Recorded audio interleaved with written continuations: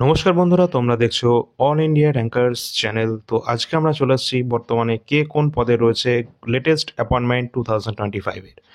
আমাদের এক্সাম রয়েছে সামনেই, 5ই জুন থেকে এক্সাম স্টার্ট হচ্ছে এনটিপিসি গ্র্যাজুয়েট লেভেল। তোমাদের কিন্তু অ্যাপ্লিকেশন স্ট্যাটাস সেটা কিন্তু আউট করে দেওয়া হয়েছে, তোমরা সকলে কিন্তু দেখে নেবে অ্যাপ্রুভড হয়েছে কিনা। এবং আমরা এখানে দেখে নেবো আজকে গুরুত্বপূর্ণ একটা কোয়েশ্চেন, যেগুলো কিন্তু এখান থেকে প্রশ্ন কিন্তু তোমাদের অবশ্যই জিজ্ঞাসা করা হবে, ঠিক আছে। এখান থেকে এমটিএস, সিজিএল, সিএইচএসএল এবং এএলপি টেকনিশিয়ান সমস্ত এক্সামে, এনটিপিসি গ্রুপ ডি সমস্ত এক্সামে কিন্তু আমাদের প্রশ্ন আসে। আর এখানে কিন্তু এমন একটা টপিক, এটা কিন্তু প্রতিনিয়তই কিন্তু চেঞ্জ হতে থাকে, ঠিক আছে। তো আমরা এটা কারেন্ট অ্যাফেয়ার্সেরই একটা গুরুত্বপূর্ণ পার্ট, যেটা হচ্ছে অ্যাপয়েন্টমেন্ট কে কোন পদে রয়েছে বর্তমানে, সেটা আমরা দেখে নেব। তোমরা যারা নতুন রয়েছো, তোমরা চ্যানেলটা সাবস্ক্রাইব করে রাখবে এবং পাশে দেওয়া বেল আইকনটা প্রেস করে রাখবে। এছাড়া আমাদের টেলিগ্রাম চ্যানেলের লিঙ্ক ডেসক্রিপশন বক্সে দেওয়া রয়েছে, দুটোতেই তোমরা যুক্ত হয়ে যাবে। সমস্ত আপডেট সবার আগে কিন্তু তোমরা পেয়ে যাবে। এবং এআইআর একাডেমিটা যুক্ত হয়ে যাবে, এখানে এনটিপিসির 133টা শিফটের সলিউশন তোমরা পেয়ে যাবে। এবং আগের ক্লাসগুলো যে আমরা ক্লাস নিয়েছিলাম লাস্ট 10 বছরের প্রশ্নোত্তর, সেগুলো কিন্তু তোমরা অল ইন্ডিয়া র্যাঙ্কার্স ইউটিউব চ্যানেলে দেখে নেবে, প্লেলিস্ট করা রয়েছে। এবং ফেসবুক পেজটা তোমরা একটু দেখে রাখবে, কারণ এখানে কিন্তু কারেন্ট অ্যাফেয়ার্সের গুরুত্বপূর্ণ আপডেট দেওয়া হয়ে থাকে, এবং তার সাথে হোয়াটসঅ্যাপ চ্যানেল। তো চলো আমরা আজকে আমাদের ক্লাস শুরু করি। অত্যন্ত গুরুত্বপূর্ণ হতে যাচ্ছে ক্লাসটি, তোমরা সকলে একটু মনোযোগ সহকারে দেখবে, কারণ এখান থেকে প্রশ্ন অবশ্যই কমন আসবে আমাদের। তো দেরি না করে আমাদের ফার্স্ট ক্লাস আমাদের এখান থেকে শুরু করি। আমাদের ফার্স্ট কোশ্চেন যে রয়েছে, এটা ভারতের অ্যাটর্নি জেনারেল হিসাবে কে নিযুক্ত হয়েছেন। তো অপশান রয়েছে আমাদের কাছে চারটে। আমরা এটা আগেরটা তো আমরা এটা কভার করেছিলাম যে অ্যাটর্নি জেনারেল তিনি কিন্তু বর্তমানে রয়েছেন, তার নাম আর ভেঙ্কটরমণি। তিনি কিন্তু বর্তমানে অ্যাটর্নি জেনারেল পদে রয়েছেন। এবং আমরা জানি অ্যাটর্নি জেনারেল সংবিধানের কত নম্বর আর্টিকেলের মধ্যে রয়েছে? 76 নম্বর আর্টিকেলে রয়েছে অ্যাটর্নি জেনারেলের কথা। এবং অ্যাটর্নি জেনারেলটা কি? এটা হচ্ছে highest law officer of our India. আমাদের ভারতের সর্বোচ্চ আইনি পরামর্শদাতা হচ্ছেন এই অ্যাটর্নি জেনারেল। এবং ইনাকে কিন্তু অ্যাসিস্ট করার জন্য, সাহায্য করার জন্য সলিসিটর জেনারেলও কিন্তু নিযুক্ত করা হয়। সেটা কিন্তু কোনো রকম সাংবিধানিক পোস্ট নয়। বর্তমানে আমাদের সলিসিটর জেনারেল রয়েছেন তুষার মেহতা। এবং আমরা দেখে নেব, এটা হচ্ছে আমাদের অ্যাটর্নি জেনারেল কিন্তু আমাদের প্রেসিডেন্টের মাধ্যমে নির্বাচিত হন, ঠিক আছে। তো চলো আমরা পরবর্তী কোশ্চেন দেখি। নতুন চিফ অফ ডিফেন্স স্টাফ হিসাবে কাকে নিযুক্ত করা হয়েছে? তো ভারতের কিন্তু যে চিফ অফ ডিফেন্স স্টাফ, যেটা হচ্ছে সিডিএস হচ্ছে ইন্ডিয়ান আর্মি, ইন্ডিয়ান নেভি এবং ইন্ডিয়ান এয়ারফোর্স, তিন বাহিনীর প্রধান হচ্ছেন এমন একটা পদ, সেটাই হচ্ছে সিডিএস। তো এখানে সিডিএস কিন্তু আমাদের বর্তমানে রয়েছেন, তার নাম হচ্ছে Anil Chauhan, general lieutenant general Anil Chauhan. তিনি কিন্তু এখন রয়েছেন বর্তমানে সিডিএস পদে। এবং এখানে দেখতে হবে আমাদের দেশের প্রথম সিডিএস এর নাম কি। তিনি কিন্তু সেকেন্ড সিডিএস, ইনি যে যখন রয়েছেন ইনি হচ্ছেন সেকেন্ড সিডিএস। এবং আমরা দেখব যে আমাদের প্রথম সিডিএস এর নাম কি। রাইট অ্যান্সার হয়ে যাবে, যেটা হচ্ছে জেনারেল বিপিন রাওয়াত। তিনি কিন্তু first chief of defence staff হিসাবে কিন্তু নিযুক্ত হয়েছিলেন। এই পোস্টটা কিন্তু 2019 সালে তৎকালীন আমাদের প্রধানমন্ত্রী নরেন্দ্র মোদীর মাধ্যমে কিন্তু এটা তৈরি করা হয়েছিল। এবং সিডিএস এর এই যে চিফ বিপিন রাওয়াত তিনি যখন ছিলেন, তিনি কিন্তু একটা হেলিকপ্টার ক্র্যাশের মাধ্যমে তিনি কিন্তু মারা যান তামিলনাড়ুতে, ঠিক আছে। তো চলো আমরা পরবর্তী কোশ্চেন দেখি। ডিআরডিও চেয়ারম্যান হিসাবে কাকে নিযুক্ত করা হয়েছে? ডিআরডিও অর্থাৎ defence research and development organisation, DRDO এর চেয়ারম্যান পদে নিযুক্ত করা হয়েছে কাকে? রাইট অ্যান্সার হয়ে যাবে সমীর ভি কামাতকে নিযুক্ত করা হয়েছে ডিআরডিও চেয়ারম্যান পদে। এই যে ডিআরডিও রয়েছে, এটা কিন্তু আমাদের ডিফেন্স রিলেটেড এবং তার ডেভেলপমেন্ট রিলেটেড কিন্তু কাজ করে থাকে। এই ডিআরডিও প্রতিষ্ঠিত হয়েছিল 1958 সালে। 1958 সালে ডিআরডিও প্রতিষ্ঠিত হয় এবং এর হেডকোয়ার্টার অবস্থান করছে নিউ দিল্লিতে অবস্থান করছে হেডকোয়ার্টার। আর এটা মিনিস্ট্রি অফ ডিফেন্সের আন্ডারে আছে, ঠিক আছে। চলো পরবর্তী কোশ্চেন আছে। যদি ভালো লাগে তোমরা সকলে একটু লাইক করে দেবে, ঠিক আছে। শেয়ার কিন্তু অবশ্যই তোমাদের সকলকে করা চাই, কারণ এটা কিন্তু অত্যন্ত গুরুত্বপূর্ণ একটা টপিক, যেখান থেকে প্রশ্ন অবশ্যই আসবে। ভারতের 14তম উপরাষ্ট্রপতি হিসাবে কে নির্বাচিত হয়েছেন? এটা তো আমরা সকলেই জানি, ভারতের 14তম উপরাষ্ট্রপতি হিসাবে নিযুক্ত হয়েছেন, তার নাম রয়েছে কে? জগদীপ ধনকর আমাদের ওয়েস্ট বেঙ্গলের ফর্মার গভর্নর ছিলেন, ঠিক আছে। এবং আমাদের দেখতে হবে যে জগদীপ ধনকর, এই যে আমাদের পোস্ট রয়েছে ভাইস প্রেসিডেন্ট, ইনি কিন্তু x officio chairman of the Rajya Sabha. ইনি কিন্তু পদাধিকার বলে রাজ্যসভার তিনি কিন্তু চেয়ারম্যান, ঠিক আছে। যদি জিজ্ঞাসা করে আমাদের বর্তমান রাজ্যসভার চেয়ারম্যানের নাম কি, তাহলে কিন্তু জগদীপ ধনকর আমাদের রাইট অ্যান্সার হবে, কারণ উপরাষ্ট্রপতি কিন্তু এই আমাদের ভাইস প্রেসিডেন্ট, তিনি কিন্তু রাজ্যসভার চেয়ারম্যান হয়ে থাকেন। এবং আমরা দেখব যে 63 নম্বর আর্টিকেলে কিন্তু রয়েছে ভাইস প্রেসিডেন্টের কথা, ঠিক আছে। আর আমি যে কথাটা বললাম x officio chairman of the Rajya Sabha, এটা কিন্তু রয়েছে আমাদের 64 নম্বর আর্টিকেলে, ঠিক আছে। ইনি কিন্তু 5 বছরের জন্য নিযুক্ত হন। চলো পরবর্তী প্রশ্ন আছে, ভারতের 15তম রাষ্ট্রপতি কে হলেন? এটা তো আমরা সকলেই জানি, আমাদের বর্তমান রাষ্ট্রপতি রয়েছেন দ্রৌপদী মুর্মু। তিনি কিন্তু ভারতের 15তম বর্তমান রাষ্ট্রপতি রয়েছেন। তার বাড়ি কোথায়? অবশ্যই তিনি কিন্তু উড়িষ্যার ময়ূরভঞ্জ থেকে বিলং করেন। আর এখানে আমরা দেখতে পাই একটা ড্যান্স, যেটা হচ্ছে ছৌ নৃত্য, তাই তো? আমরা সকলে সেটা আগের ক্লাসে দেখেছিলাম। এবং ভারতের প্রেসিডেন্টের কথা আমরা যদি দেখি, প্রেসিডেন্টের ক্ষেত্রে মিনিমাম এজ লিমিট কিন্তু 35 ইয়ার্স হতে হয়, তাই তো? মিনিমাম কিন্তু 35 ইয়ার্স হচ্ছে এটা এলিজিবিলিটি ক্রাইটেরিয়া।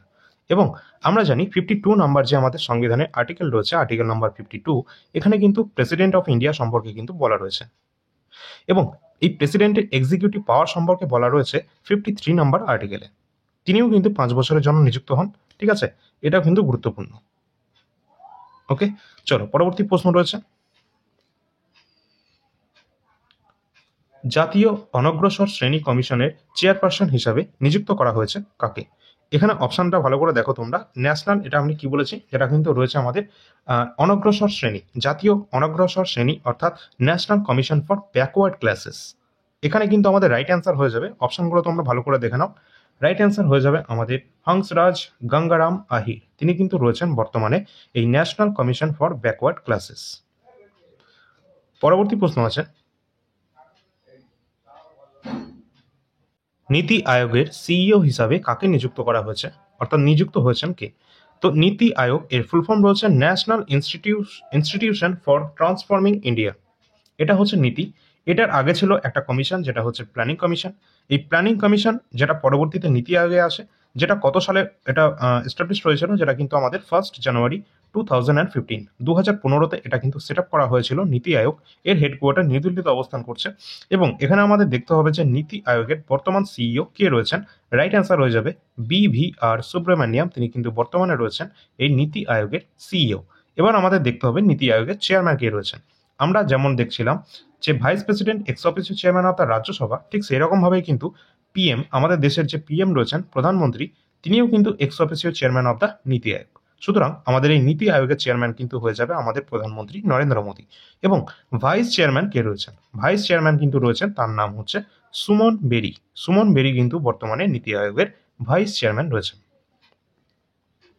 ঠিক আছে, চলো পরবর্তী কোশ্চেন আছে, জাতীয় তপশিলি জাতি কমিশনের চেয়ারম্যান হিসাবে কাকে নিযুক্ত করা হয়েছে? এটা national commission for schedule caste.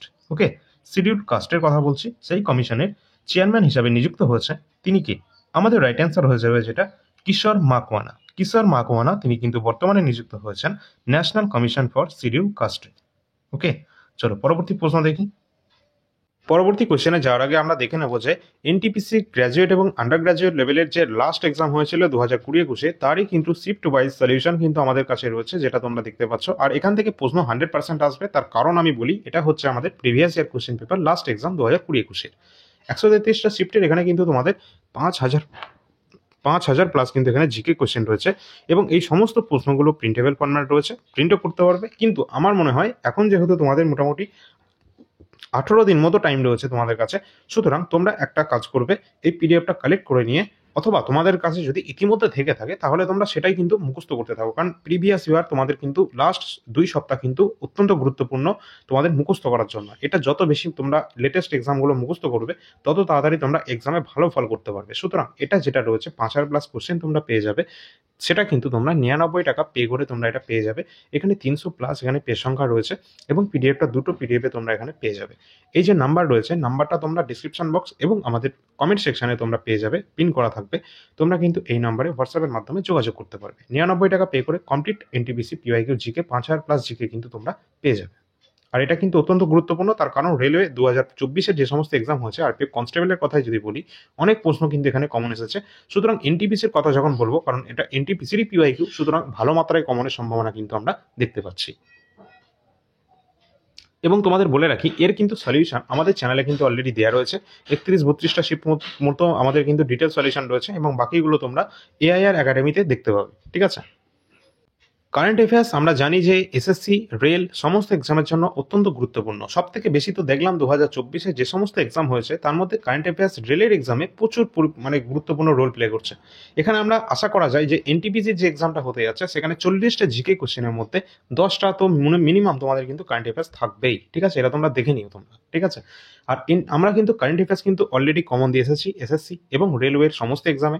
তোমরা যদি দেখতে চাও তাহলে তোমরা দেখে নেবে যে 80%-এর ওপর আমরা 2024-এ কারেন্ট অ্যাফেয়ার্স কমন দিয়েছি এবং আমাদের টার্গেট রয়েছে 2025-এর কারেন্ট অ্যাফেয়ার্স যেটা রেডি হচ্ছে সেখানে কিন্তু 90%-এর ওপর আমরা কিন্তু কমন দিয়ে আসার টার্গেট রয়েছে আমাদের। আর তোমাদের বলে রাখি আরপিএফ কনস্টেবলে কিন্তু 500-র কাছাকাছি কারেন্ট অ্যাফেয়ার্স এসেছে, অত্যন্ত গুরুত্বপূর্ণ টপিক এটা। আর তোমরা এই যে পিডিএফটা দেখছো এটা হচ্ছে 2024-এর কারেন্ট অ্যাফেয়ার্সের জিস্ট, যেটা কিন্তু অত্যন্ত গুরুত্বপূর্ণ। তোমরা একটা লাইন প্রশ্নগুলো একবার শুধু দেখে নাও, প্রতিটা লাইনে গুরুত্বপূর্ণ কোশ্চেন রয়েছে। আর এগুলো যদি না আসে আর কি আসবে পরীক্ষায়, এগুলোই কিন্তু বারবার কিন্তু এক্সামে আসছে এবং আগামী দিনেও কিন্তু আসতে যাচ্ছে। যদি তোমরা এখনো পর্যন্ত না নিয়ে থাকো 2024-এর কারেন্ট অ্যাফেয়ার্স 1200টা তোমরা কোশ্চেন পাবে, কারণ প্রতি মাসের টপ 100 কোশ্চেন আছে জানুয়ারি থেকে ডিসেম্বর 2024। তার সাথে পাবে এই জিস্ট, যেটা লাস্ট টাইম রিভিশনে মোস্ট ইম্পর্টেন্ট রোল প্লে করবে। সুতরাং এটা তোমরা পেয়ে যাবে 80 টাকা দিয়ে, ₹80 পে করে তোমরা কিন্তু এটা পেয়ে যাবে। আর এখান থেকে কমন কিন্তু আসবেই, সেই বিষয়ে কোনো সন্দেহ নেই। এবং আমরা এখানে দেখতে পাচ্ছি জানুয়ারি থেকে মার্চ পর্যন্ত আমাদের কাছে কারেন্ট অ্যাফেয়ার্স বর্তমানে অ্যাভেলেবেল আছে এবং এপ্রিলটা খুব তাড়াতাড়ি তোমরা পেয়ে যাবে, যেটা রেডি করা হচ্ছে। এবং এখানে কিন্তু গুরুত্বপূর্ণ কারেন্ট অ্যাফেয়ার্সগুলো রয়েছে যেটা তোমাদের 30 থেকে 32টা পেজের মধ্যে কভার আপ করা আছে। আর এখানে অত্যন্ত গুরুত্বপূর্ণ কারেন্ট অ্যাফেয়ার্সগুলো রয়েছে যেগুলো তোমাদের এসএসসি টিয়ার 1, টিয়ার 2, আমাদের এনটিপিসি বা রেলওয়ের এক্সামের সিবিটি 1, সিবিটি 2 এবং আমাদের স্টেট গভর্নমেন্টের ডব্লিউবিসিএস বা ডব্লিউবিপিএসসির যে কোনো এক্সামে কিন্তু গুরুত্বপূর্ণ এই কারেন্ট অ্যাফেয়ার্স। তার কারণেই কিন্তু এখানে টোটাল নাম্বার অফ কোশ্চেন কিন্তু অনেক রয়েছে, কতগুলো 450-র কাছাকাছি কিন্তু প্রতিটা মাসের কিন্তু মানে আমাদের নাম্বার অফ কোশ্চেন রয়েছে কারেন্ট অ্যাফেয়ার্সের, যাতে কোনোভাবে তোমাদের কারেন্ট অ্যাফেয়ার্স মিস না যায়, কারণ এটা একটা অত্যন্ত গুরুত্বপূর্ণ একটা পার্ট। তার জন্যই তোমাদের কিন্তু এখানে নাম্বার অফ কোশ্চেনটা একটু বেশি রয়েছে এবং এখানে প্রিলি মেন্স উভয় লেভেল কিন্তু এখানে সেট আপ করা রয়েছে। যে সমস্ত এক্সাম আমাদের প্রিলিমস বা মেন্সে আসে সমস্ত প্রশ্ন কিন্তু এখানে রয়েছে। ঠিক আছে, সুতরাং তোমাদের আর কারেন্ট অ্যাফেয়ার্সের জন্য এদিক ওদিক দেখতে হবে না, এই একটাই তোমাদের ওয়ান স্টপ সলিউশন, যেটা কিন্তু জানুয়ারি, ফেব্রুয়ারি, মার্চ 2025-এর কারেন্ট অ্যাফেয়ার্স আমাদের কাছে বর্তমানে অ্যাভেলেবেল আছে, যেটা তোমরা দেখতে পাচ্ছ ₹55-এ। ₹55 দিয়ে তোমরা কিন্তু এই 3 মাসের কারেন্ট অ্যাফেয়ার্স পেয়ে যাবে। এছাড়া আমরা প্রতি মাসের কিন্তু কারেন্ট অ্যাফেয়ার্স তোমরা পেয়ে যাবে এইভাবে। ঠিক আছে, এপ্রিলটা খুব তাড়াতাড়ি তোমরা পেয়ে যাবে এক্সামের আগেই। এবং জীবনবিজ্ঞান এবং বায়োলজি যে সমস্ত আমাদের প্রশ্নগুলো রয়েছে লাস্ট 10 বছরে NTPC, group D, ALP technician, RPF সমস্ত এক্সামের কোশ্চেনগুলোকে লাস্ট 10 বছরে যত এক্সাম হয়েছে রেলওয়ে সমস্ত প্রশ্নগুলো আমরা চ্যাপ্টার ওয়াইজ সুন্দরভাবে অ্যারেঞ্জ করেছি এবং বেঙ্গলি ভার্সানে, যেগুলো তোমরা এখানে কিন্তু চ্যাপ্টার ওয়াইজ পেয়ে যাচ্ছ। ঠিক আছে, এবং প্রিন্টেবল ফরম্যাট রয়েছে, কোনো সমস্যা নেই, যার যেটা প্রয়োজন আছে তোমরা দেখে নেবে। এখানে টোটাল নাম্বার অফ কোশ্চেনের যদি কথা বলি তাহলে কিন্তু এখানে টোটাল নাম্বার অফ কোশ্চেন রয়েছে 1250+। ঠিক আছে, টোটাল কতগুলো পেজ রয়েছে এখানে 70টা কিন্তু পেজ সংখ্যা রয়েছে এবং পিডিএফ এর প্রাইস রয়েছে কত, ₹60 কিন্তু পিডিএফ এর প্রাইস রয়েছে। Biology previous year biology question. আর সায়েন্সের মধ্যে কিন্তু তোমাদের বায়োলজির ওয়েটেজ কিন্তু বেশি পরিমাণে রয়েছে। এছাড়া যে সমস্ত এক্সামে সায়েন্সের জন্য আলাদা করে সেকশন আছে, যেমন আমরা লেভেল 1 বা গ্রুপ ডি দেখবো, এএলপি টেকনিশিয়ান এই সমস্ত যেই রিলেটেড এই সমস্ত এক্সামগুলো দেখবো, সেখানে কিন্তু সায়েন্সের আলাদা করে ভাগ থাকে। সুতরাং এইগুলোর জন্য তো এটা একদম গুরুত্বপূর্ণ রোল প্লে করবে, কারণ এগুলি সবই কিন্তু রেলওয়ে প্রিভিয়াস ইয়ার্সের কোশ্চেন। এবং এটা হচ্ছে আরপিএফ এসআই 2024-এর কোশ্চেন, তা আবার প্রিভিয়াস ইয়ার জিকে কোশ্চেন। এগুলো আমরা সেট আপ করেছি পুরো একদম চ্যাপ্টার, যেমন দেখতে পাচ্ছ সাবজেক্ট ওয়াইজ। এখানে তোমাদের পুরস্কার সম্মান, static GK, physics, chemistry, biology, history, geography, polity, current affairs এবং স্ট্যাটিক জিকে, ঠিক আছে, গভর্নমেন্ট স্কিম, এই সমস্ত কোশ্চেনগুলো কিন্তু এরকম সাবজেক্ট ওয়াইজ তোমাদের কিন্তু রেডি করা রয়েছে, যেটা আরপিএফ এসআই 2024-এর এক্সাম যেটা হয়ে গেল সম্প্রতি। এবং এখানে সবথেকে বেশি গুরুত্বপূর্ণ যেটা এনটিপিসির যে প্রিভিয়াস ইয়ার কোশ্চেন, তোমাদের যে 5000+ যে কোশ্চেনটা দেখাচ্ছিলাম পিডিএফটি, সেখান থেকে কিন্তু অনেক প্রশ্নই আরপিএফ কনস্টেবল এসআইতে কিন্তু চলে এসেছে, কনস্টেবলে এসেছে অনেক। এবং এসআইতে আমরা যে সমস্ত প্রশ্নগুলো দেখেছি সেইগুলোই কিন্তু 2024-এর যে প্রশ্নগুলো, এগুলো কিন্তু তোমাদের কমপ্লিট করে যেতে হবে, কারণ আগামী দিনে এনটিপিসি দাও বা লেভেল 1 গ্রুপ ডি দাও, সমস্ত এক্সামে কিন্তু এই কোশ্চেনই আবার রিপিট হবে। ঠিক আছে, যেহেতু এটা 2024-এর লেটেস্ট কোশ্চেন। সুতরাং এই যে পিডিএফটা রয়েছে এটা 55টা পেজের মধ্যে রয়েছে এবং তোমরা ₹35 দিয়ে এই পিডিএফটি পেয়ে যাবে। আর এটা অবশ্যই প্রিন্টেবল ফরম্যাট। এছাড়া আমাদের কাছে যে সমস্ত পিডিএফ বর্তমান অ্যাভেলেবেল আছে সেইগুলো তোমরা এই নাম্বারে যোগাযোগ করলেই পেয়ে যাবে তার ডেমো পিডিএফ, এবং এই সমস্ত পিডিএফগুলো তোমরা দেখে নেবে। কারেন্ট অ্যাফেয়ার্স এবং এনটিপিসি পিআইকিউ জিকে 5000+ এগুলো কিন্তু বর্তমানে খুবই গুরুত্বপূর্ণ, এবং বায়োলজিটাও তোমরা দেখে নেবে।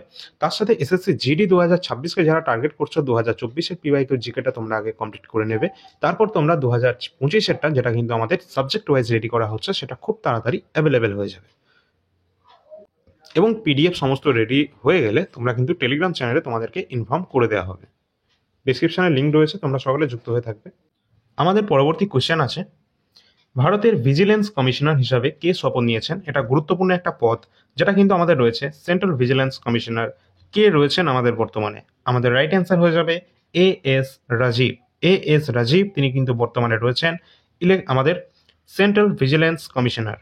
এর আগে কে ছিল তোমরা সকলে সেটা কমেন্ট সেকশনে জানাবে।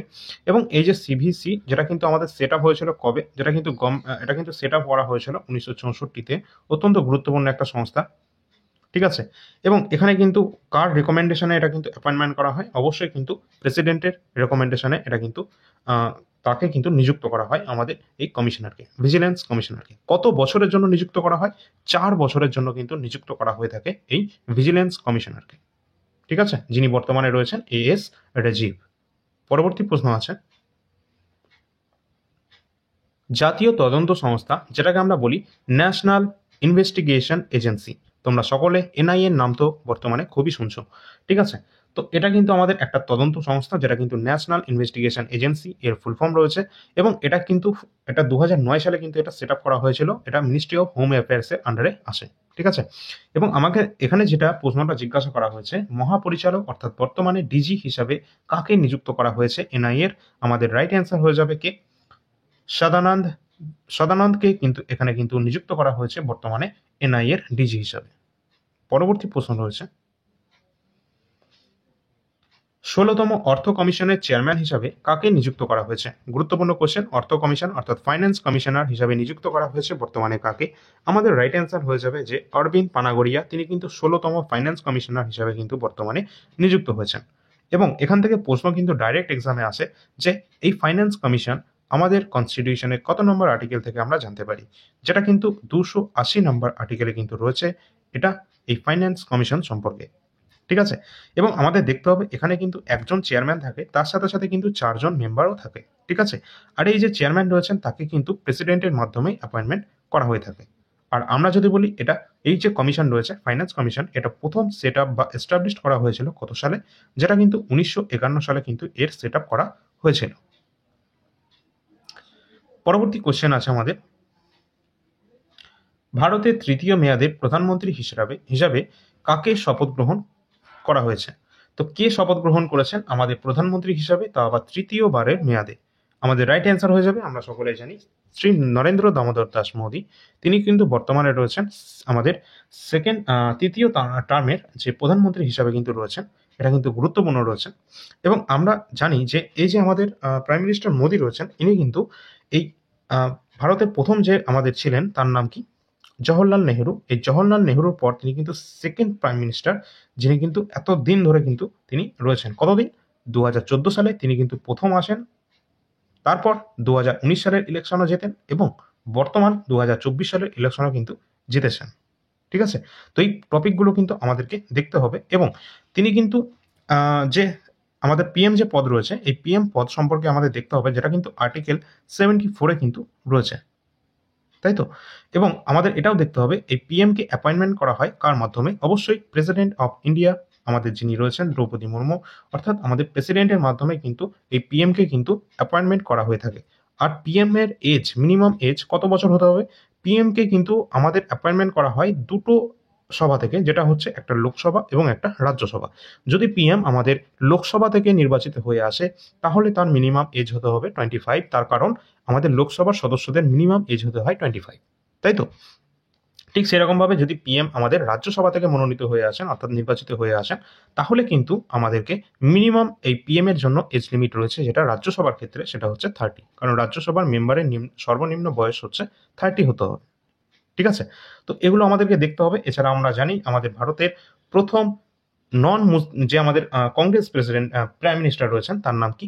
মোরারজি দেশাই। তিনি কিন্তু নন কংগ্রেস প্রাইম মিনিস্টার রয়েছেন আমাদের ভারতে। তাই তো? তো এগুলো কিন্তু আমাদের দেখতে হবে, এবং সব থেকে বেশি এখনো পর্যন্ত সার্ভ করেছেন আমাদের দেশকে প্রাইম মিনিস্টার পদে, তার নাম কি? পণ্ডিত জওহরলাল নেহরু। এখনো পর্যন্ত তিনি কিন্তু অনেকটা টাইম ধরে তিনি কিন্তু প্রথম প্রধানমন্ত্রী ছিলেন যিনি কিন্তু বেশি সময় ধরে আমাদের ভারতকে সার্ভ করে এসেছেন। পরবর্তী আমরা প্রশ্ন দেখছি, নতুন ইউপিএসসি চেয়ারম্যান হিসাবে কাকে শপথ দেওয়া হয়েছে, অর্থাৎ কে শপথ নিয়েছেন? তো এখানে কিন্তু নতুন আমাদের একজন তিনি এসেছেন, তার নাম কি? আমাদের রাইট অ্যান্সার হয়ে যাবে যেটা প্রীতি সুদান। প্রীতি সুদান তিনি কিন্তু বর্তমানে রয়েছেন ইউপিএসসি চেয়ারম্যান। তো এখানে তোমরা দেখে নেবে, এখানে অপশন অনুসারে কিন্তু প্রীতি সুদান ছিল, কিন্তু এখানে অপশন একটা মিসিং রয়েছে। তিনি কিন্তু সম্প্রতি নিযুক্ত হয়েছেন ইউপিএসসি চেয়ারম্যান। এখানে কিন্তু প্রীতি সুদান আমাদের রাইট অ্যান্সার হবে না, তোমরা এটা কারেকশন করে নেবে, ঠিক আছে? তার কারণ হচ্ছে তিনি কিন্তু সম্প্রতি অ্যাপয়েন্টমেন্ট নিয়েছেন, তার নাম হচ্ছে অজয় কুমার। অজয় কুমার তিনি কিন্তু ফর্মার ডিফেন্স সেক্রেটারি ছিলেন, ঠিক আছে? তিনি ফর্মার ডিফেন্স সেক্রেটারি ছিলেন, তার নাম হচ্ছে অজয় কুমার। তিনি কিন্তু বর্তমানে ইউপিএসসি চেয়ারম্যান হিসাবে শপথ নিয়েছেন সম্প্রতি, ঠিক আছে? তো এটা কিন্তু তোমাদের কারেকশন করে নিতে হবে, এটা কিন্তু প্রীতি সুদান বর্তমানে আর কিন্তু নেই এখন, ঠিক আছে? পরবর্তী প্রশ্ন আছে, আচ্ছা আমাদের দেখতে হবে যে ইউপিএসসি সম্পর্কে, ইউনিয়ন পাবলিক সার্ভিস কমিশন, যেটা আমরা সকলে জানি, এটা কিন্তু আমাদের যে চেয়ারম্যান রয়েছেন এই অজয় কুমার, তিনি কিন্তু 6 বছরের জন্য নিযুক্ত হবেন, 6 বছরের টার্মে, এবং তার এজ লিমিট হাইয়েস্ট যেটা যায় সেটা হচ্ছে 65, ঠিক আছে? চলো পরবর্তী প্রশ্ন আছে, মার্ক রুটেকে এখানে পরবর্তী মহাসচিব হিসাবে নিযুক্ত করা হয়েছে কোন জায়গায়? তো মার্ক রুটে তিনি কিন্তু বর্তমানে মহাসচিব রয়েছেন, যেটা কিন্তু আমাদের রাইট অ্যান্সার হয়ে যাবে কিসে? রাইট অ্যান্সার হয়ে যাবে যেটা ন্যাটো। ন্যাটো অর্থাৎ নর্থ আটলান্টিক ট্রেটি অর্গানাইজেশন এর বর্তমানে কিন্তু যে সেক্রেটারি জেনারেল রয়েছেন, মহাসচিব রয়েছেন, তিনি হচ্ছেন মার্ক রুটে। এবং আমাদের দেখতে হবে এটা ন্যাটো, এটা কিন্তু প্রতিষ্ঠিত হয়েছিল কত সালে? 1949 সালে এই ন্যাটো প্রতিষ্ঠিত হয়েছিল। ন্যাটোর হেডকোয়ার্টার কোথায় অবস্থান করছে? হেডকোয়ার্টার ন্যাটোর অবস্থান করছে বেলজিয়ামে। বেলজিয়ামের ব্রাসেলসে হেডকোয়ার্টার অবস্থান করছে ন্যাটো। আমরা যদি বলি ন্যাটোর সদস্য সংখ্যা কত, মেম্বার কান্ট্রি কত? 32 কিন্তু এর total number of member country রয়েছে। এবং আমরা যদি বলি আমাদের একদম সম্প্রতি যে মেম্বার কান্ট্রি, তাদের সেই দেশ দুটোর নাম কি? এই কোশ্চেনটা তোমরা রাইট অ্যান্সারটা কমেন্ট সেকশনের মাধ্যমে জানাবে। ন্যাটোর সম্প্রতি যে দুটো দেশ কিন্তু নিযুক্ত আমাদের মানে যুক্ত হয়েছে ন্যাটোর সাথে, সেই দুটো দেশের নাম তোমরা অবশ্যই 31 এবং 32 নাম্বার যে দেশ দুটো যারা ন্যাটোর সাথে যুক্ত হয়েছে সেই দেশের নাম দুটো তোমরা কমেন্ট সেকশনে করবে। এখান থেকে প্রশ্ন অবশ্যই আসবে। পরবর্তী প্রশ্ন আছে, ভালো লাগলে তোমরা সকলে একটু লাইক করে দিও, ঠিক আছে? এবং শেয়ার কিন্তু অবশ্যই করো। আমাদের এখান থেকে কোশ্চেন রয়েছে, 18তম লোকসভা স্পিকার হিসাবে কে নির্বাচিত হয়েছেন? তো পুনর্নির্বাচিত হয়েছেন 18তম লোকসভা স্পিকার হিসাবে, তার নাম আমরা সকলে জানি ওম বিড়লা। ওম বিড়লা তিনি কিন্তু বর্তমানে রয়েছেন the speaker of the Lok Sabha. এবং এখানে কিন্তু আমাদের দেখতে হবে এই যে আমাদের তিনি কিন্তু ইলেক্ট হয়েছেন এবার, ঠিক আছে? এটা দেখতে হবে যে তিনি কিন্তু এবছর প্রথম কিন্তু ইলেক্টেড হয়েছেন, ঠিক আছে? এবং আমরা যদি বলি আমাদের এই লোকসভার প্রথম প্রেসিডেন্টের সরি এখানে প্রথম লোকসভা স্পিকারের নাম কি? আমাদের রাইট অ্যান্সার হয়ে যাবে জি.ভি. মবলঙ্কর। গণেশ বাসুদেব মবলঙ্কর তিনি কিন্তু ছিলেন first speaker of the Lok Sabha. এবং যদি বলি প্রথম মহিলা স্পিকারের নাম কি, তাহলে কিন্তু মীরা কুমার, তিনি কিন্তু ছিলেন এই লোকসভার প্রথম মহিলা স্পিকার, ঠিক আছে? এখান থেকে প্রশ্ন এইভাবেই কিন্তু আমাদের জিজ্ঞাসা করা হয়। পরবর্তী প্রশ্ন আছে এটা, জাতীয় মহিলা কমিশন এনসিডব্লিউ অর্থাৎ ন্যাশনাল কমিশন ফর ওমেন এর চেয়ারপারসন হিসেবে নিযুক্ত হয়েছেন, তার নাম কি? রাইট অ্যান্সার হয়ে যাবে বিজয় কিশোর রাহাতকর। বিজয় কিশোর রাহাতকর তিনি কিন্তু বর্তমানে রয়েছেন ন্যাশনাল কমিশন ফর ওমেন্সে। এটা কবে প্রতিষ্ঠিত হয়েছিল? 1992 সালে এটি কিন্তু প্রতিষ্ঠা করা হয়েছিল, ঠিক আছে? চল পরবর্তী প্রশ্ন আছে, গুরুত্বপূর্ণ কোশ্চেন আছে, ভারতের নতুন controller and auditor general of India বর্তমানে কে রয়েছেন? কাকে নিযুক্ত করা হয়েছে ক্যাগের পদে? আমাদের রাইট অ্যান্সার কোনটা হবে? অপশন রয়েছে তোমাদের 4টে, রাইট অ্যান্সার করার চেষ্টা করো। আমাদের রাইট অ্যান্সার হয়ে যাবে কে সঞ্জয় মূর্তি। এর ফুল ফর্ম কি? কুন্ডু সঞ্জয় মূর্তি, ঠিক আছে? যেটাকে আমরা কে সঞ্জয় মূর্তি হিসাবে চিনি বেশিরভাগ। ইনি কিন্তু বর্তমানে রয়েছেন controller and auditor general of India পদে। এটা একটা কনস্টিটিউশনাল বডি, সেটা আমরা সকলেই জানি। কত নম্বর আর্টিকেল থেকে আমরা ক্যাগ সম্পর্কে জানতে পারি? এটা অলরেডি আমাদের বিভিন্ন এক্সামে বারবার এসেছে, যেটা 148 থেকে 151 নম্বর আর্টিকেলের মধ্যে রয়েছে ক্যাগ সম্পর্কে, ঠিক আছে? এর প্রধান কাজ কি? অবশ্যই অডিট করা। অডিট এবং যে সরকারের ইনকাম এবং এক্সপেন্ডিচারের যে অর্থাৎ আয় এবং ব্যয়ের যে হিসাবপত্র রাখা, সেটাই হচ্ছে এর মূল কাজ, তাই তো? এবং সেই রিলেটেড অডিট করা। একে কার মাধ্যমে আমাদের এই যে কন্ট্রোলার অ্যান্ড অডিটর জেনারেল রয়েছেন, বর্তমানে রয়েছেন কে সঞ্জয় মূর্তি। ইনাকে নিযুক্ত করা হয় কার মাধ্যমে? অবশ্যই প্রেসিডেন্টের মাধ্যমে। কত বছরের জন্য নির্বাচিত হন? ইনি কিন্তু 6 বছরের জন্য তিনি কিন্তু এই পদে থাকেন এবং 65 ইয়ার্স পর্যন্ত তিনি কাজ করতে থাকেন। ঠিক আছে? চল পরবর্তী প্রশ্ন আছে। প্রশ্ন আছে, অজয় কুমার ভাল্লা কোন রাজ্যের নতুন রাজ্যপাল হয়েছেন? সম্প্রতি হয়েছেন অজয় কুমার ভাল্লা। কোন রাজ্যের হয়েছেন? রাইট অ্যান্সার কোনটা হবে? মণিপুর। মণিপুর রাজ্যের বর্তমান আমাদের কে রয়েছেন? গভর্নর। গভর্নর পদে বর্তমানে রয়েছেন, তার নাম অজয় কুমার ভাল্লা, মণিপুর রাজ্যের। তোমাদের যদি এইভাবে কোশ্চেনগুলো যদি সলিউশন ভালো লাগে তাহলে কিন্তু অবশ্যই তোমরা একটা লাইক এবং শেয়ার করে দেবে, এবং এই ধরনের কন্টেন্ট যদি ভালো লাগে তাহলে কিন্তু অবশ্যই সেটা তোমরা কমেন্ট সেকশনের মাধ্যমে জানাবে। তাহলে তোমাদের বাদবাকি যে সমস্ত আমাদের সিএম রয়েছে, গভর্নর রয়েছেন, আমাদের বিভিন্ন দেশের যে কারেন্সি ক্যাপিটালগুলো রয়েছে, এই সমস্ত কোশ্চেনগুলো, ক্লাসগুলো, অ্যাওয়ার্ডগুলো সমস্ত কিছু তোমাদের কিন্তু করিয়ে দেওয়া হবে, যেগুলো কিন্তু কারেন্ট অ্যাফেয়ার্সের ইম্পর্টেন্ট টপিক, যেগুলো আমাদের এক্সামে কিন্তু অবশ্যই আসবে। আর রেল মানে কিন্তু কারেন্ট অ্যাফেয়ার্স প্রচুর কিন্তু ওয়েটেজ রয়েছে, আমরা কিন্তু সম্প্রতি সেটা দেখতে পাচ্ছি। যাই হোক, আমাদের পরবর্তী কোয়েশ্চেন আছে, তার আগে আমরা দেখে নেব যে এই যে রাজ্যপাল বা গভর্নর রয়েছেন, এই যে আমাদের মণিপুর রাজ্য, শুধু মণিপুর রাজ্যের নয়, অজয় কুমার ভাল্লা তো তিনি মণিপুর রাজ্যে রয়েছেন, আমাদের কিন্তু আরো 5-5টা রাজ্যের কিন্তু এখানে গভর্নর নতুন কিন্তু সম্প্রতি পাল্টেছে। যেমন আমরা যদি উড়িষ্যার কথা বলি, উড়িষ্যায় কিন্তু বর্তমানে রয়েছেন হরিবাবু কাম্বাপতি, অর্থাৎ কাম্বাপতি হরিবাবু, তিনি কিন্তু বর্তমানে রয়েছেন উড়িষ্যার বর্তমান গভর্নর। আমরা যদি মণিপুরের কথা বলি, মণিপুরে কিন্তু আমরা দেখতে পাচ্ছি যেটা অজয় কুমার ভাল্লা। বিহারে যদি আমরা দেখি, বিহারে আমরা দেখব মোহাম্মদ খান, আরিফ মোহাম্মদ খান, তিনি কিন্তু বর্তমানে রয়েছেন বিহারের কোন পদে? গভর্নর পদে। যদি আমরা বলি যে মিজোরামের কে রয়েছেন, মিজোরামের আমাদের রাইট অ্যান্সার কোনটা হবে? বিজয় কুমার সিং, তিনি কিন্তু বর্তমানে মিজোরামের গভর্নর পদে রয়েছেন। তোমাদের এই রিলেটেড ক্লাস কিন্তু একটা করিয়ে দিতে হবে আমার মনে হচ্ছে, কারণ এখান থেকে প্রশ্ন তোমাদের আসে। এরপর আমরা যদি বলি কেরালা রাজ্যে, তাহলে কিন্তু রাজেন্দ্র বিশ্বনাথ আর্লেখা, তিনি কিন্তু বর্তমানে কেরালা রাজ্যের কিন্তু গভর্নর পদে কিন্তু রয়েছেন। এই সমস্ত প্রশ্নগুলো আমাদের এক্সামের জন্য গুরুত্বপূর্ণ। ঠিক আছে, আমাদের এগুলো দেখতে হবে, এবং তার সাথে আমরা এটাও দেখে নেবো যে গভর্নরকে অ্যাপয়েন্ট করে থাকে কে? অবশ্যই প্রেসিডেন্ট। প্রেসিডেন্ট কিন্তু গভর্নরকে অ্যাপয়েন্ট করে থাকে, এবং আমরা জানি যে প্রতিটা রাজ্যে একটি করে কিন্তু আমাদের গভর্নর থাকে। এটা কত নম্বর আর্টিকেলে বলা আছে? এটাও কিন্তু আমাদের এক্সামে চলে এসেছে অলরেডি, বিভিন্ন এক্সামে 153 নম্বর আর্টিকেল থেকে আমরা জানতে পারি যে there shall be the governor for each states, তাই তো? এবং এই যে গভর্নরের যে এক্সিকিউটিভ পাওয়ার, সেটা কিন্তু 154 নম্বর আর্টিকেল থেকে আমরা জানতে পারি। আর গভর্নরও কিন্তু 5 বছরের মেয়াদে কিন্তু তিনি থাকেন, এটা আমরা এটাও জানি।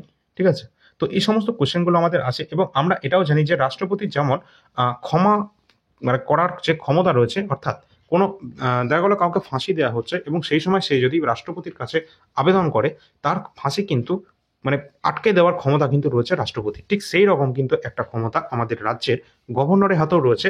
সেটা কত নম্বর আর্টিকেলে রয়েছে? 161 নম্বর আর্টিকেল সেই পাওয়ারটা কিন্তু গভর্নরকে দিয়েছে। ঠিক আছে, এবং আমাদের কিন্তু দেখতে হবে এই ক্ষমা প্রদান করা, এগুলো কিন্তু বিভিন্ন প্রকারের হতে পারে, সেই বিষয়ে এখন যাচ্ছি না, অনেক বড় হয়ে যাবে।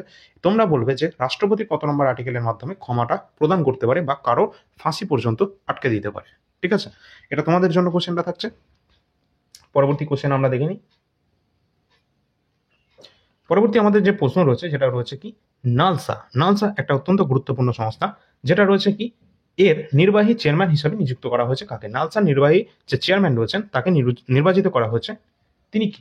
তো এখানে আমাদের দেখতে হবে যে নালসাটা কি, যেটা হচ্ছে national legal service authority of India, যাকে আমরা সংক্ষেপে নালসা বলে থাকি। এটা একটা গুরুত্বপূর্ণ লিগ্যাল সার্ভিস কমিশনের একটা ওয়েবসাইট বলতে পারো, বা একটা সংস্থা বলতে পারো, যেটা কিন্তু ফরমেশন হয়েছিল 1995-তে। ঠিক আছে, এর মাধ্যমে আমরা কি হয়, এর মাধ্যমে কিন্তু আমরা বিনামূল্যে আইনি সহায়তা কিন্তু পেতে পারি, যেটাকে আমরা সংক্ষেপে বলি কি, যে লিগ্যাল সার্ভিস যে অথরিটি অ্যাক্ট ছিল, যেটা 1987 সালে ছিল, সেটা কিন্তু এর মাধ্যমে কিন্তু আমরা রেজিস্টার করতে পারি। দেখা গেল আমাদের কোনো কেস লড়তে হবে, তার জন্য আমাদের কাছে টাকা দেওয়ার মতো কোনো উকিল নেই, তাহলে আমরা কি করতে পারি? এই যে নালসার যে ওয়েবসাইট আছে, সেখানে কিন্তু আমরা রেজিস্ট্রেশনের মাধ্যমে আমরা একটা উকিলকে নিতে পারি। তার কারণ হচ্ছে আমরা এইটা মানে এই সংস্থাটা এই জন্যই কিন্তু তৈরি করা হয়েছে ন্যাশনাল লিগ্যাল সার্ভিস অথরিটি অ্যাক্টের মাধ্যমে। এবং আমাদের দেখতে হবে কোন নম্বর আর্টিকেল রয়েছে আমাদের সংবিধানের, এই পাওয়ারটা আমাদের দিয়েছে যে আমরা যাতে ফ্রিতে কোনো আইনি সহায়তা পেতে পারি। এটা কত নম্বর আর্টিকেল রয়েছে আমাদের সংবিধানের? মৌলিক অধিকার, এটাও আমাদের দেখতে হবে। ঠিক আছে, কত নম্বর আর্টিকেলে আছে এটা কিন্তু আমাদের দেখতে হবে, মানে মৌলিক অধিকার না, মানে এটা কিন্তু সংবিধানে রয়েছে। যেটা আর্টিকেল নাম্বার 39-এর এতে কিন্তু বলা আছে, যেটা কিন্তু আমাদের রয়েছে free legal aid. Free legal aid কত নম্বর আর্টিকেলে রয়েছে? এটা কিন্তু অবশ্যই পার্ট নাম্বার 4-এ রয়েছে, যেটা কিন্তু আর্টিকেল নাম্বার 39-এর এতে কিন্তু রয়েছে। অবশ্যই কিন্তু এটা এক্সামে কিন্তু গুরুত্বপূর্ণ। যদি এটা কিন্তু আমাদের ফান্ডামেন্টাল রাইট নয়, আমি এটা ভুল করে হয়তো বলে ফেলেছি। যাই হোক, এখানে আমাদের রাইট অ্যান্সার হবে কোনটা? এক্সিকিউটিভ চেয়ারম্যান বর্তমানে রয়েছেন এই নালসা, যেটা হচ্ছে national legal service authority of India. Right answer হয়ে যাবে ভূষণ রামকৃষ্ণন গাভাই, তিনি কিন্তু বর্তমানে রয়েছেন এই নালসার চেয়ারম্যান পদে। ঠিক আছে, এখানে কিন্তু গুরুত্বপূর্ণ কোশ্চেন। পরের প্রশ্ন আছে, নতুন আরবিআই গভর্নর হিসাবে কাকে নিযুক্ত করা হয়েছে? সম্প্রতি আরবিআই এর গভর্নর নিযুক্ত করা হয়েছে, এবং আরবিআই যে গভর্নর ছিলেন তিনি আবার অন্য এক জায়গায় গিয়েছেন। ঠিক আছে, সেটাও আমরা একটু পরে দেখব। এখানে আমরা দেখে নেব যে আরবিআই অর্থাৎ রিজার্ভ ব্যাংক অফ ইন্ডিয়া, তিনি কিন্তু বর্তমান যে নতুন গভর্নর এসেছেন তার নাম কি? সঞ্জয় মালহোত্রা। সঞ্জয় মালহোত্রা বর্তমানে রয়েছেন আরবিআই এর গভর্নর পদে। এবং আমরা দেখব যে আরবিআই কত সালে প্রতিষ্ঠিত হয়েছিল। 1 এপ্রিল 1935। 1 এপ্রিল 1935-এ এই আরবিআই কিন্তু প্রতিষ্ঠিত হয়েছিল। এর হেডকোয়ার্টার অবস্থান করছে কোথায়? মহারাষ্ট্রের মুম্বাইতে। মুম্বাইতে অবস্থান করছে এটার হেডকোয়ার্টার। বর্তমানে কিন্তু 26তম আমাদের গভর্নর রয়েছেন, তার নাম সঞ্জয় মালহোত্রা। এগুলো কিন্তু আমাদের জন্য গুরুত্বপূর্ণ। এবং আমরা যদি বলি এই আরবিআই এর প্রথম গভর্নরের নাম কি, তাহলে কিন্তু রাইট অ্যান্সার হবে কি?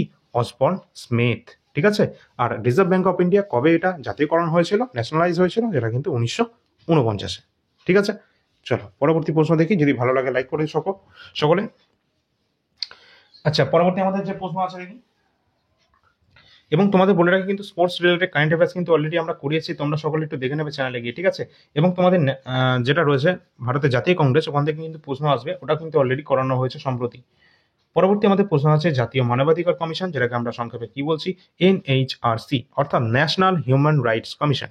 এর বর্তমান চেয়ারপারসন কে রয়েছেন? রাইট অ্যান্সার আমাদের হয়ে যাবে কি? ভি সুব্রমণ্যম, তিনি কিন্তু বর্তমানে রয়েছেন এই এনএইচআরসি অর্থাৎ ন্যাশনাল হিউম্যান রাইটস কমিশনের চেয়ারম্যান। এটা কবে এটা তৈরি করা হয়েছিল? অবশ্যই এটা 1993 সালে এটা কিন্তু প্রতিষ্ঠিত হয়েছিল। ঠিক আছে, এবং এই যে রয়েছে এনএইচআরসি, এর কিন্তু একজন চেয়ারম্যান রয়েছে এবং তার সাথে সাথে 5জন কিন্তু মেম্বার রয়েছে। আর ইনাকে কিন্তু অ্যাপয়েন্টমেন্ট করা হয় কার মাধ্যমে? প্রেসিডেন্টের মাধ্যমে। ঠিক আছে, পরের প্রশ্ন আছে আমাদের, ISRO Indian space research organisation এর 11তম চেয়ারম্যান হিসাবে নিযুক্ত করা হয়েছে কাকে? তো আমাদের রাইট অ্যান্সার কোনটা হবে? 11তম চেয়ারম্যান রয়েছেন ইসরোর বর্তমান রয়েছেন, তার নাম কি? ভি নারায়ণন, তিনি কিন্তু বর্তমানে রয়েছে ইসরোর চেয়ারম্যান পদে। ঠিক আছে, এবং এখানে দেখতে হবে যে এই যে আমাদের চেয়ারম্যান, তিনি কিন্তু আগে ছিলেন কে? এস সোমনাথন, তাই তো? আমরা সকলে সেটা জানি। এবং এই যে আমাদের ইসরো রয়েছে, ইসরো যে সংস্থা, যেটা কিন্তু প্রতিষ্ঠিত হয়েছিল কত সালে? 1969 সালে প্রতিষ্ঠিত হয়েছিল আমাদের ইন্ডিয়ান স্পেস রিসার্চ অর্গানাইজেশন। এটার হেডকোয়ার্টার কোথায় অবস্থান করছে? এটা কিন্তু হেডকোয়ার্টার অবস্থান করছে কর্ণাটকে, বেঙ্গালুরুতে। বেঙ্গালুরু, কর্ণাটকে অবস্থান করছে হেডকোয়ার্টার, এবং এটা ডিপার্টমেন্ট অফ স্পেসের আন্ডারে আসে। পরের প্রশ্ন আছে আমাদের, সম্প্রতি দিল্লি হাইকোর্টের প্রধান বিচারপতি হিসাবে কাকে নিযুক্ত করা হয়েছে, অর্থাৎ কে শপথ গ্রহণ করেছেন সম্প্রতি দিল্লি হাইকোর্টে? রাইট অ্যান্সার কোনটা হয়ে যাবে? ভালো করে দেখানো, দেবেন্দ্র কুমার উপাধ্যায়, তিনি কিন্তু বর্তমানে দিল্লি হাইকোর্টের চিফ জাস্টিস হিসাবে কিন্তু শপথ নিয়েছেন সম্প্রতি। ঠিক আছে, তো এগুলো কিন্তু আমাদের দেখতে হবে। এবং আমরা যদি বলি আমাদের দেশে এখনো পর্যন্ত কতগুলো হাইকোর্ট রয়েছে? আমাদের দেশে কিন্তু এখনো পর্যন্ত 25টি কিন্তু হাইকোর্টের সংখ্যা রয়েছে। ঠিক আছে, আর হাইকোর্টের বিচারপতি তারা কিন্তু কত বছর পর্যন্ত তাদের কার্যভার গ্রহণ করে? 62 ইয়ার্স। 62, তারা কিন্তু সকলেই কার্যভার তারা কিন্তু গ্রহণ করে, কিন্তু সেটা কিন্তু সুপ্রিম কোর্টের ক্ষেত্রে 65 হয়ে যায়। ঠিক আছে, এবং আমাদের দেখতে হবে যে আমাদের কত নম্বর আর্টিকেলে আমরা জানতে পারি হাইকোর্ট সম্পর্কে? অবশ্যই আর্টিকেল নাম্বার 214। সেখান থেকে আমরা জানি যে প্রতিটা রাজ্য বা কেন্দ্রশাসিত যে আমাদের অঞ্চলগুলো রয়েছে, সেখানে কিন্তু একটা হাইকোর্ট কিন্তু থেকে থাকে। এবং এখানে দেখতে হবে আমাদের দেশের ওল্ডেস্ট হাইকোর্টের নাম কি? রাইট অ্যান্সার মানে অপশন যদি থাকে তোমাদের, তাহলে কোনটা হবে? আমাদের রাইট অ্যান্সার কিন্তু হয়ে যাবে আমাদের রাজ্যের নিজেদের যে হাইকোর্ট রয়েছে, যেটা কিন্তু কলকাতা হাইকোর্ট রয়েছে। এছাড়া শুধু কলকাতা নয়, তার সাথে সাথে বোম্বে আছে, মাদ্রাজ আছে। কলকাতা, বোম্বে, মাদ্রাজ, এই হাইকোর্টগুলো, এগুলো কিন্তু ওল্ডেস্ট হাইকোর্ট। এবং এটা কত সালে প্রতিষ্ঠিত হয়েছিল সেটা তোমরা অ্যান্সার করার চেষ্টা করবে। কত সালে প্রতিষ্ঠিত হয়েছিল এই 3টি হাইকোর্ট? পরের প্রশ্ন আছে, ভারতের এখানে প্রধান নির্বাচন কমিশনার হিসাবে নিযুক্ত হয়েছেন কে? তো এখানে কিন্তু চিফ ইলেকশন কমিশনার হিসাবে নিযুক্ত হয়েছেন, তার নাম কি? আমরা জানি আমাদের ভারতের কিন্তু চিফ ইলেকশন কমিশনার, তার সাথে কিন্তু 2জন ইলেকশন কমিশনারও থাকে। যাই হোক, এখানে কিন্তু চিফ ইলেকশন কমিশনার পদে কিন্তু শপথ নিয়েছেন, তার নাম হচ্ছে কি? জ্ঞানেশ কুমার। জ্ঞানেশ কুমার কিন্তু বর্তমানে রয়েছেন চিফ ইলেকশন কমিশনার। এর সাথে কিন্তু আমাদের 2জন ইলেকশন কমিশনার রয়েছেন, তার নাম কি? সুখবিন্দর সিং সান্ধু এবং বিবেক যোশী। এই 2জন কিন্তু রয়েছেন, এনারা কিন্তু আমাদের চিফ ইলেকশন কমিশনার। ঠিক আছে, তো এখানে কিন্তু আমাদের গুরুত্বপূর্ণ প্রশ্নগুলো আমাদের দেখতে হবে। তার কারণ হচ্ছে এই যে জ্ঞানেশ কুমার তিনি কিন্তু 26তম চিফ ইলেকশন কমিশনার সম্পর্কে তিনি কিন্তু মানে বর্তমানে রয়েছেন আরকি। এবং এই যে ইলেকশন কমিশনার পদটা, ইলেকশন কমিশন অফ ইন্ডিয়া, এটা কত নম্বর আর্টিকেলে রয়েছে আমাদের সংবিধানের? এটা কিন্তু গুরুত্বপূর্ণ, যেটা কিন্তু 324 নম্বর আর্টিকেল থেকে আমরা জানতে পারি ইলেকশন কমিশন অফ ইন্ডিয়া সম্পর্কে। ঠিক আছে? এনারা কিন্তু 6 বছরের টার্মে 65 বছর পর্যন্ত কার্যকাল গ্রহণ করে থাকে। আমাদের দেশের প্রথম চিফ ইলেকশন কমিশনের নাম কি ছিল? সুকুমার সেন, তাই তো? সুকুমার সেন। চলো পরবর্তী প্রশ্ন আছে, আইসিজে, আইসি যেটা রয়েছে আইসিজে এর নতুন সভাপতি কে হয়েছেন? তো এখানে কোনটা হবে ভালো করে দেখো, যেটা কিন্তু এর ফুল ফর্ম কি? আইসিজে, যেটা কিন্তু ইন্টারন্যাশনাল কোর্ট অফ জাস্টিস। এখানে আমাদের রাইট অ্যান্সার কোনটা হবে? এর কিন্তু বর্তমান প্রেসিডেন্ট রয়েছেন, তার নাম ইউজি ইসাসাওয়া।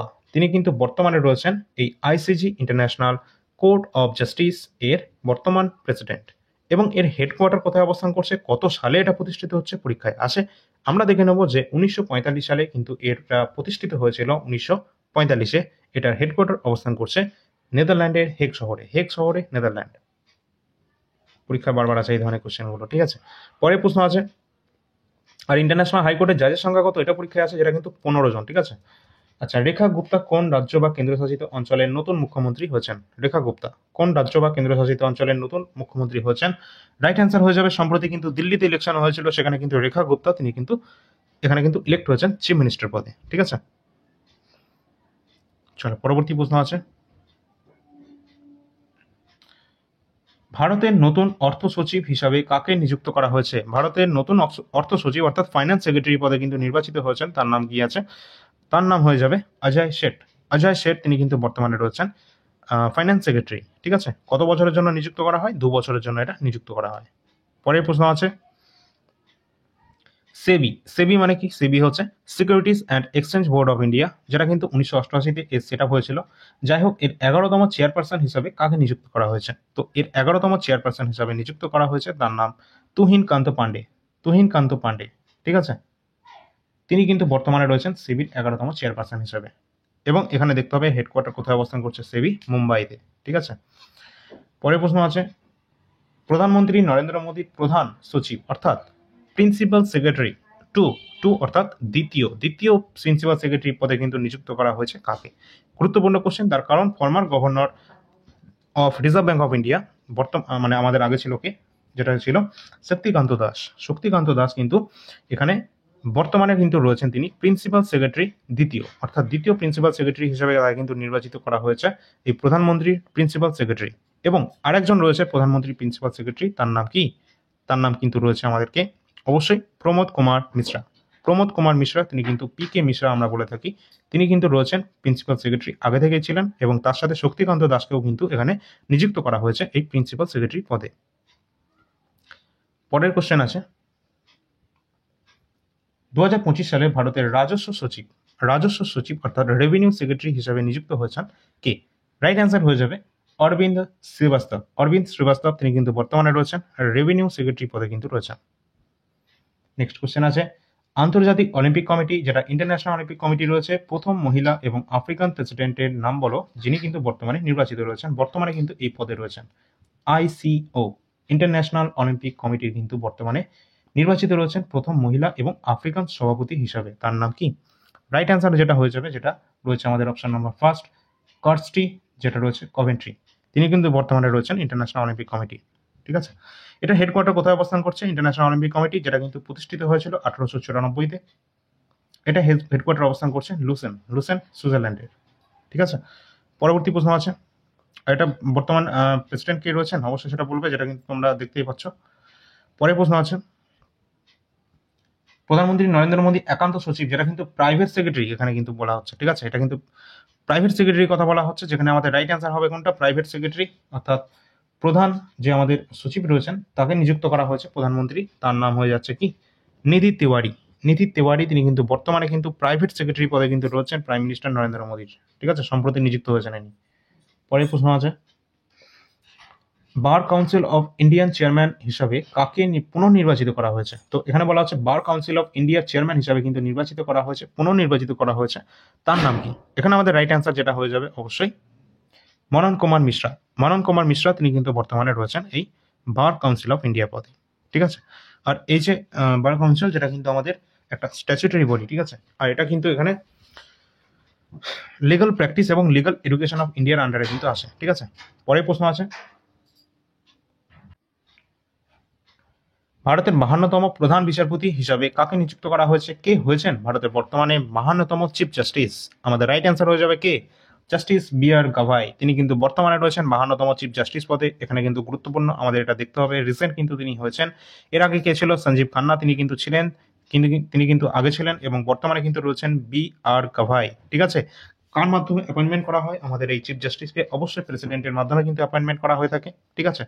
কত নম্বর আর্টিকেলে কিন্তু এর সম্পর্কে আমরা জানতে পারি? অবশ্যই 124 নম্বর আর্টিকেলে সাবক্লস 2, ঠিক আছে। কত বছর পর্যন্ত তিনি কিন্তু কার্যভার গ্রহণ করে? অবশ্যই আমরা একটু আগে দেখলাম যে সুপ্রিম কোর্টের জন্য অবশ্যই 65 পর্যন্ত, এবং কোনো রাজ্যের হাইকোর্টের ক্ষেত্রে 62 ইয়ার্স পর্যন্ত, ঠিক আছে। আমাদের ভারতের প্রথম সিজেআই এর নাম কি ছিল? অবশ্যই হীরালাল জে কানাইয়া। 23তম আইন কমিশনের চেয়ারম্যান হিসাবে কাকে নিযুক্ত করা হয়েছে? 23তম, যারা কিন্তু ল কমিশনের চেয়ারম্যান পদে কাকে নিযুক্ত করা হয়েছে? এখানে প্রশ্ন হচ্ছে এটা, রাইট অ্যান্সার হয়ে যাবে দীনেশ মাহেশ্বরী। তিনি কিন্তু বর্তমানে ল কমিশন অফ ইন্ডিয়ার চেয়ারপারসন রয়েছেন, ঠিক আছে। পরের প্রশ্ন আছে, পরে আর প্রশ্ন নেই, আমাদের এই পর্যন্ত কোশ্চেনগুলো ছিল। অবশ্যই তোমাদের যদি ভালো লাগে একটা লাইক করে দেবে সকলে, শেয়ার কিন্তু অবশ্যই করা চাই, কারণ এটা গুরুত্বপূর্ণ একটা টপিক। এখান থেকে প্রশ্ন 100% আসবে, তোমরা এটা দেখে নেবে। তোমাদের এক্সাম সামনেই রয়েছে, তার জন্য একটা রিভিশনের জন্য তোমাদের ক্লাসটা দেওয়া হলো। আর এখান থেকে প্রশ্ন তোমরা ডাইরেক্ট কিন্তু কমন দেখতে পাবে, ঠিক আছে। এবং এনটিপিসির জন্য এবং তার সাথে সাথে আপকামিং যে সমস্ত এক্সামগুলো রয়েছে, সমস্ত এক্সামের জন্য এগুলো গুরুত্বপূর্ণ। এবং এনটিপিসির প্রিভিয়াস ইয়ার যে কোশ্চেনের সিরিজ কিন্তু আমাদের এখানে চলছে, সেগুলো তোমরা একটু দেখে নেবে, প্লেলিস্ট আমাদের চ্যানেলে করা রয়েছে। এবং এর সাথে তোমরা দেখে রাখবে যে আমাদের যে কারেন্ট অ্যাফেয়ার্সের ইবুকগুলো রয়েছে না, সেখানে কিন্তু এই সমস্ত টপিক অলরেডি দেওয়া রয়েছে। আর যেহেতু এটা অ্যাপয়েন্টমেন্টের টপিক, এটা কিন্তু প্রতিনিয়ত চেঞ্জ হচ্ছে, তার জন্য এটা কিন্তু তোমরা ক্লাসের মাধ্যমে পেয়ে যাবে প্রতি মাসে, ঠিক আছে। এবং এর সাথে কিন্তু তোমরা আর কয়েকটা মনে রাখবে, যেমন আমাদের কিন্তু এনএসএ রয়েছে, ঠিক আছে। এনএসএ অর্থাৎ ন্যাশনাল সিকিউরিটি অ্যাডভাইজার, যেটা কিন্তু বর্তমানে কিন্তু অজিত ডোভাল রয়েছেন, ঠিক আছে। এছাড়া সিবিডিটি, যেটা হচ্ছে আমাদের central board of direct taxes and custom, যেটা কিন্তু রয়েছে মানে ডাইরেক্ট ট্যাক্সেস, যেটা কিন্তু রবি আগরওয়াল রয়েছে, ঠিক আছে। আইসিসি চেয়ারম্যান রয়েছে জয় শাহ, এগুলো পরীক্ষায় আসে। ইডি রয়েছে সম্প্রতি, এনফোর্সমেন্ট ডিরেক্টরেট, মানে তোমাদের department of revenue, ministry of ফাইন্যান্সের আন্ডারে আসে ইডি, যেটা কিন্তু বর্তমানে মহাপরিচালক অর্থাৎ ডিজি রয়েছেন, তার নাম রাহুল নবীন, ঠিক আছে। এই সমস্ত কোশ্চেনগুলো আমাদের এক্সামে জিজ্ঞাসা করা হয়, যেগুলো কিন্তু গুরুত্বপূর্ণ, ঠিক আছে। এছাড়া আমাদের ভারতের পররাষ্ট্র সচিব রয়েছেন, ফরেন সেক্রেটারি, তার নাম কি আছে? বিক্রম মিশ্রি, ঠিক আছে। গুরুত্বপূর্ণ এক্সামের জন্য এই সমস্ত কোশ্চেনগুলো। যদি তোমাদের ভালো লাগে একটা লাইক কিন্তু অবশ্যই করা চাই। নেক্সট টপিক কোন টপিকের উপর থাকবে সেটা তোমরাই বলবে, ঠিক আছে, কমেন্ট সেকশনের মাধ্যমে বলে দেবে। এবং সিএম এবং গভর্নর কিন্তু আমরা পরবর্তী টপিকে আলোচনা করতে যাচ্ছি। পরবর্তী টপিক যদি তোমাদের কোনো কিছু মনে হয়, তাহলে কিন্তু সেটা অবশ্যই কমেন্ট সেকশনের মাধ্যমে জানিয়ে দেবে। এই দুটো আমাদের টেলিগ্রাম চ্যানেল রয়েছে, টেলিগ্রামের লিঙ্ক ডিসক্রিপশন বক্সে দেওয়া রয়েছে, অবশ্যই তোমরা যুক্ত হয়ে যাবে। এবং ফেসবুক পেজের লিঙ্কও দেওয়া রয়েছে, যেগুলো কিন্তু অবশ্যই গুরুত্বপূর্ণ। এখানে আমাদের কোনোটাই কিন্তু কোনো ফালতু কিন্তু এখানে কিন্তু দেওয়া হয়নি, ঠিক আছে। যে সমস্ত গুরুত্বপূর্ণ আপডেটগুলো সব দেওয়া হয় আমাদের টেলিগ্রাম চ্যানেলের মাধ্যমে, এবং ফেসবুক পেজের মাধ্যমে তোমরা কারেন্ট অ্যাফেয়ার্সের গুরুত্বপূর্ণ আপডেট কিন্তু পেয়ে যাবে প্রতিদিনের মধ্যে, ঠিক আছে। এবং এই যে হোয়াটসঅ্যাপ নম্বর রয়েছে, হোয়াটসঅ্যাপ নম্বরটা এই জন্যই, তোমরা যদি কোনো রকম পিডিএফ এর প্রয়োজন হয়ে থাকে, প্রিভিয়াস ইয়ার আমরা সমস্ত কোশ্চেন রেডি করি, এবং তার সাথে সাথে কারেন্ট অ্যাফেয়ার্সের গুরুত্বপূর্ণ পিডিএফ আমরা রেডি করছি, যেগুলো তোমরা দেখতেই পাচ্ছ। যার যেটা প্রয়োজন আছে তোমরা সেটা যোগাযোগ করবে ডিসক্রিপশন বক্সে, এবং কমেন্ট সেকশনে লিঙ্কে দেওয়া রয়েছে আমাদের হোয়াটসঅ্যাপ নাম্বারটি। এনটিপিসি সামনে এক্সাম রয়েছে, এখানে 5000 প্লাস জিকে কোশ্চেন রয়েছে। এই কটা অন্তত তোমরা মুখস্থ করে যাবে, কারণ সামনে কিন্তু বেশি টাইম নেই। এই টাইমের মধ্যেই তোমাদের এটা কিন্তু কমপ্লিট করতে হবে, এই 5000 প্লাস কিন্তু জিকে কোশ্চেন, ঠিক আছে।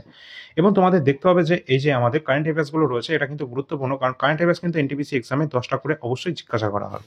এছাড়া বায়োলজি, এগুলো কিন্তু তোমাদের এনটিপিসি সহ আমাদের আপকামিং যে level 1 group D LB technician রয়েছে, সেই সমস্ত এক্সামের জন্য গুরুত্বপূর্ণ, ঠিক আছে। সুতরাং তোমাদের যাদের যেটা প্রয়োজন আছে, তোমরা ডিসক্রিপশন বক্সে নাম্বার দেওয়া আছে, যোগাযোগ করে নেবে, ঠিক আছে। হোয়াটসঅ্যাপ নাম্বার দেওয়া আছে। এবং যদি তোমাদের সত্যি আমাদের ক্লাস ভালো লাগে, তোমরা অবশ্যই সেটা রেসপন্স করবে, এবং পরবর্তী টপিক কোনটা থাকবে তোমরা সেটা বলবে, ঠিক আছে। এবং তোমাদের বলে রাখি, তোমরা যারা জানো না, অল ইন্ডিয়া র্যাঙ্কার্স ইউটিউব চ্যানেলে তোমাদের লাস্ট 20 ইয়ার্সের যে কোয়েশ্চেনগুলো চলছে, লাস্ট আমাদের এনটিপিসির উপর বেশি ফোকাস করা হচ্ছে, যেহেতু তোমাদের টাইম এখন কম রয়েছে। সমস্ত প্রিভিয়াস কোয়েশ্চেনগুলো তোমাদের অল ইন্ডিয়া র্যাঙ্কার্স ইউটিউব চ্যানেলে করানো হচ্ছে, এবং এআইআর একাডেমিতে তোমাদের শিফট ওয়াইজ সলিউশন করা হচ্ছে লাস্ট এক্সাম ওই 5000 প্লাস জিকে কোয়েশ্চেনটা, ঠিক আছে। তো যাদের যেটা প্রয়োজন আছে দেখে নিও। তো ধন্যবাদ, পরবর্তী ক্লাস নিয়ে আসছে।